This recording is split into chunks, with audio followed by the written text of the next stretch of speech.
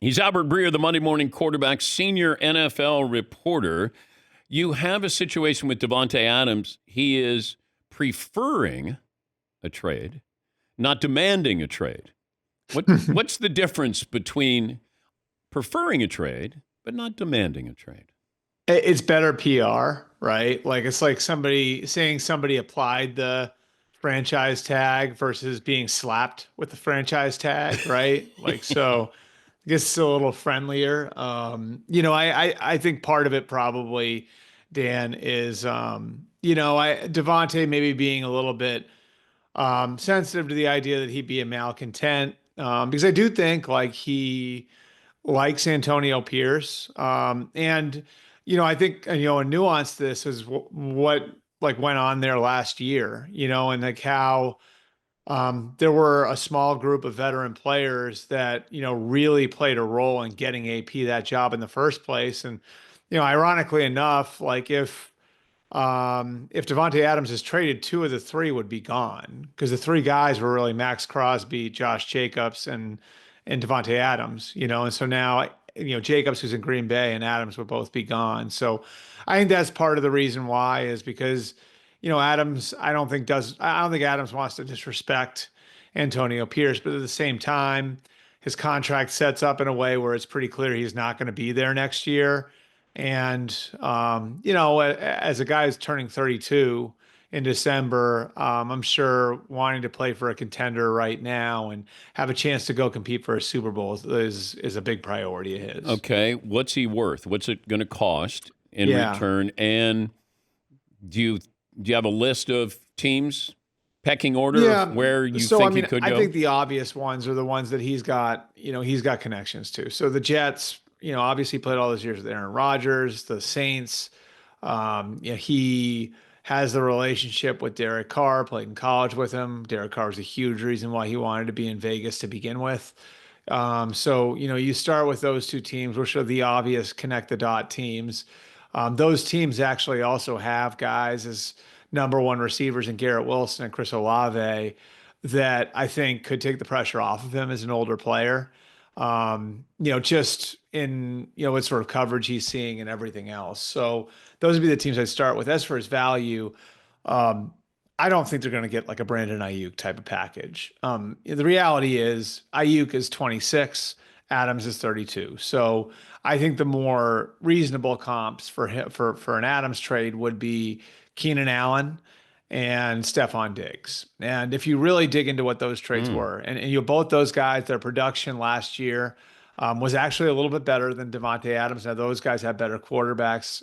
Diggs had Josh Allen, and Keenan Allen had Justin Herbert. But those guys had had better production, slightly better, but better production last year. Adams or Allen wound up getting traded from the Chargers to the Bears for a fourth round pick. Diggs got traded from Buffalo to the Texans for a future second round pick, so a second round pick that was a year out, and fifth and sixth round picks went to Houston with Diggs. So there was a give back there. So that's roughly the value of a third rounder. So I think that's what you're looking at here. Probably a three or a four. My guess is that Vegas probably wouldn't move Davante Adams for a four. I think some teams will try to go fishing and see if a four would do it. Ultimately, I think a three is probably what winds up being the price. Yeah, I was told a two, but that might be a two that's what Vegas wants, but that doesn't mean that's what Right. Vegas is going That's to. what I'm saying. Yeah, I mean, what Vegas wants, Vegas is actually going to is obviously going to ask for a little bit more. Yeah. I think the value probably most teams would tell you is a three or a four. But then what does Max Crosby do? Does he prefer a trade after Devontae prefers a trade? Prefer to trade. I think it's certainly a question. I don't think the Raiders, as competitive as they've been, and Antonio Pierce deserves a lot of credit for this. There aren't very many spots in their rosters that don't qualify as need positions, right? Like so, this is a very real ground up rebuild for Tom Telesco and Antonio Pierce. They are not close. But I think they are walking this tightrope of we know we need to rebuild the roster, but we also need to provide the new coaching staff some proof of concept. and not make it look like we're taking this thing down to the studs.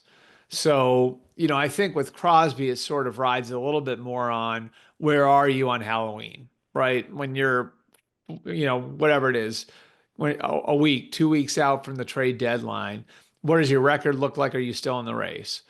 If you're still competing for a playoff spot, then I think you keep Max Crosby. And I think you do it almost regardless of what he wants. But if that's Um, the case, then are you keeping Davante Adams as well? That you're in the playoff no, mix. because I think at this point, like Davante Adams isn't a building block for you going forward. Okay, Crosby, I have to look up his age. I he's think he's still like 27. 25, He's 27. 20. Okay, so like Crosby, like let's say if you're Telesco and Pierce right now, you say realistically, we can build this into a real contender in 2026. How much does Adams have left in 2026? Not much. How much does Crosby have left? Eh, a whole lot Probably a more. lot, Yeah, right? yeah. Probably still a really good player. But if you're the Raiders, don't you try to trade Adams like now, like immediate? Or are you gonna Yeah, are I you think gonna go all the way up to yes. the deadline? Because Yeah, I don't even no, know if I he's don't gonna think you want to play. drag this out. No, I do not think you want to drag this out where you get into the, you know, phantom injury thing. You know what I mean? Like you just, Well, he might and I'm have not that saying what he now. what he He's what he was got. dealing with this week was that. I'm not saying that, but like I don't think you want to deal with that on a week to week basis. I don't think that winds up being something that is good for your locker room. It's good for your program. So I'm with you on that. Like I don't think you're going to get markedly more for Davante Adams a month from now than you would now. Now, I mean, like, could you get a little bit more because some team gets into an emergency injury situation? That's certainly possible.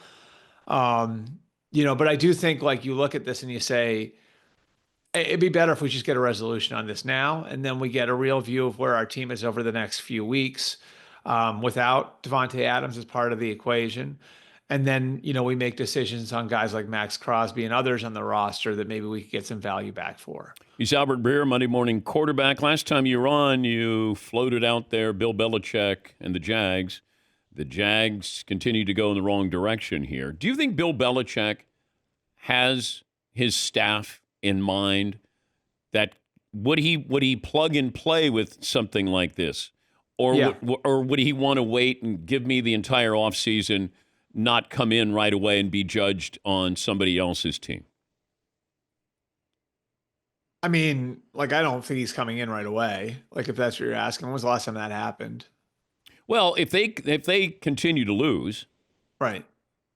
are they going to make it? So you think this owner would give Doug Peterson the rest of the season? No, I'm not saying that. I'm not saying that. Like I look like I look at it like they got a division game this week. If they lose to Indianapolis, they go to London at 0-5. If they go to London at 0-5, that's an embarrassing thing for a billionaire. Billionaires don't like being And embarrassed. that's his city. That's his. And then you're going to a place where he owns a soccer team. He owns Fulham, and he's invested a lot in making the Jaguars a factor in that city. They're going there 0-5. Then they wind up coming back 0-7. I think all bets are off, because that would mean they'd have lost to the Bears and Patriots. All due respect, that's not losing to the Chiefs and Niners. So like I don't know, like I think I think there's a possibility that this could be a midseason thing. I wouldn't rule that out, but I just don't know how you go about bringing in a new head coach in midseason if that's what you're asking. Yeah, You know, I think they would pick whoever on the staff and make Ryan Nielsen the defensive coordinator and make him the interim coach. And then, you know, if you wanted to get a head start, you maybe start working in the background with someone like Bill. You know what I Okay. mean? Like Yeah. on that. Now, could you go and get a new general manager? That I think is possible. Like that, we've seen that I believe it was the Browns that did that with John Dorsey years ago, right? Like at the end of the Hugh Jackson. No, yeah, well, it was while Hugh Jackson was the coach when they brought Dorsey in December. And there are a number of guys that Belichick has worked with, Scott Pioli, John Robinson, Thomas Dimitroff that are out there, that don't have that aren't working for NFL teams right now that you might be able to install as your general manager if you were going to make major changes in midseason. That said, to answer the other part of your question, like I think Bill has a real good idea of who he'd have on his staff. Okay. Like I think that there would be a bringing the band back together element to all of this. Like I think Josh McDaniels would be part of the equation, Matt Patricia, Joe Judge. Like I think there'd be a lot of familiar names as part of the next staff wherever Bill lands. Do you think Christian McCaffrey plays this season? I do. I think that this is. I mean, you and I both know this, right? Like, you've been around sports longer than me, but I know well enough to know when an athlete goes over to Germany, it's not for evaluation, it's for treatment, right? So, I sort of the thing that reminds me of the most is Andrew Luck. Like when Andrew Luck just could not get in front of the injuries that he had and kind of kept trying to find different solutions and it just kind of became too much for him. Now I'm not saying that McCaffrey's going to become Luck here. But it's certainly concerning, like that he just can't seem to get in front of this right now. So I think they find a way. I think that a lot of this is uncertain at this point. And how he feels. What I do know is I think they're going to find a way to get him on the field because I think McCaffrey's determined to get back on the field. I would never doubt that guy's drive, like in his will, and I think he's going to want to find a way to get back out there. Finding the most judicious way to do that is the question, and that's how that started in the first place, Dan. Like I think their feeling coming out of week one, week two is like, okay, like well, if this is the NFC Championship game, he could have played, right? But this has lingered to the point where it's now you're taking trips to Germany and everything else. I think there's a real level of determination on McCaffrey's part to be a part of the Niners like drive for a Super Bowl this year. And I think the fact that this could be the one of the final shots that this particular group of players has at it together is a motivator too. So I think he finds a way out there. The question is what form and what sort of condition he's going to be in when he gets out there. And I'm not sure, like even he knows that until he actually goes out there and tests how the treatment worked on the practice field. The Tua Tagovailoa situation, not many guys go in concussion protocol and end up on the IR, but not Yeah. many players have suffered the concussions that Tua has.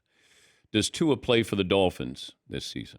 Yes. And I say that like everybody else, waiting to see what comes of everything that he's done and is doing with specialists.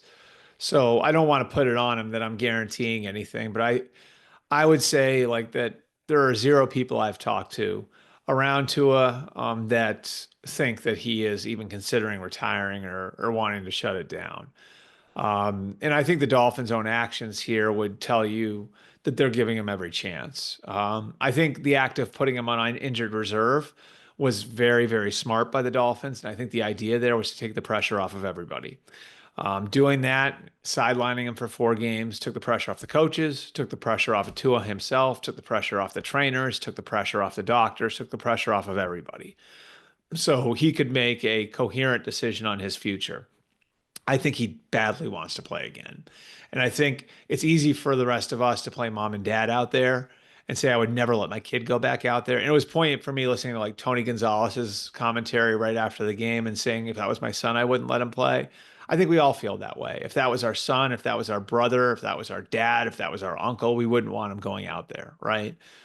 But this is Tua's decision, and I think the psychology of the pro athlete is an interesting one because you have something that you're so elite at that somebody's willing to pay you millions for it. And it's been part of your identity since you were a little kid. And invariably for all of these guys, at some point in their 20s or 30s, somebody's going to tap them on the shoulder and tell them that they cannot do that anymore. And they still have more than half of their life to live, right? It's an interesting psychological thing there. And Tua now being in that position in his mid-20s, that's a tough spot to be in for a player. And so I can understand both sides of it. I think like the rest of us look at it and say we would never want our brother or our son or our dad or our uncle going back out there after what Tua has been through. but the psychology of a pro athlete is very different than that. Yeah, because if Tony Gonzalez was the player, Tony Gonzalez would go out there and play. Exactly. Now he's right. saying, 15 years which removed. is totally understandable too, right? Yeah, I get it. But the mentality of the player is going to continue to play. Yeah. Great. And I think it was really interesting too, just one last thing on that. When Mike McDaniel's comment where he said, like, you're the quarterback of your family, right? Like, that ultimately is who he has to answer to.